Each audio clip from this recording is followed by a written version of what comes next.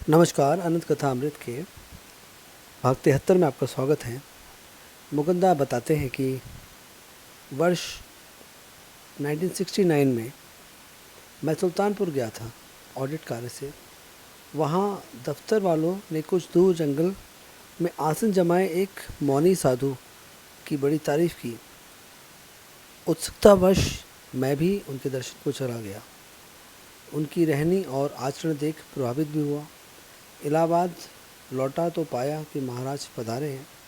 तुरंत दादा के घर जाकर उनके समक्ष नतमस्तक हुआ। कुछ देर बाद याद आई तो महाराज जी से उन मौनी बाबा के बारे में प्रशंसा करते हुए मैंने कहा,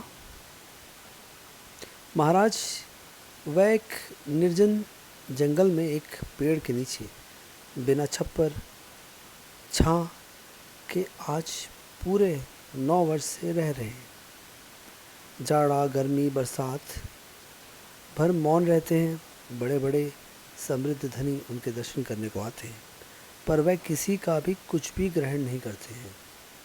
साल में केवल एक धोती से गुजारा करते हैं। उसी को खुद सी कर पहनते हैं। केवल एक बार प्रसाद पाते हैं दिन भर में। यह धोती और प्रसाद भी केवल अपने घर वालों द्वारा लाया गया स्वीकार करते हैं। आदि आदि।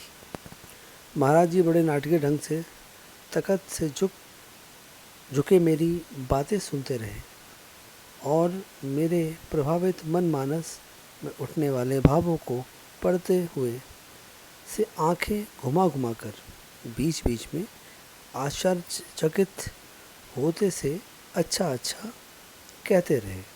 अंत में मुझसे उसी तरह पूछा, क्या धोती भोजन केवल अपने ही घर का ही ग्रहण करते हैं? हाँ महाराज, सुनकर तत्काल सीधे होकर बैठ गए और कंबल संभालते हुए बोले, तब कहाँ से साधु हो गए वह? कभी तो अपने ही घर का सब कुछ पाता है।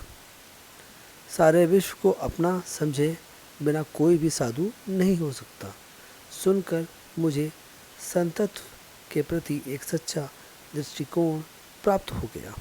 मनन करने पर पाया कि केवल महाराज जी की ही ये सामर्थ्य है कि वह किसी को भी कैसा भी अर्पण स्वीकार कर उसे अपने योग बल से भस्म कर ले, और उनकी इस स्वीकृति में जाति वर्ण धर्म और देश काल के प्रति कोई भेदभाव ना था।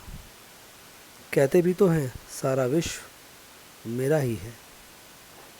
आज के अध्याय में बस इतना ही। फिर मिलेंगे अनंत कथा अमृत के एक नए अध्याय के साथ। राम राम।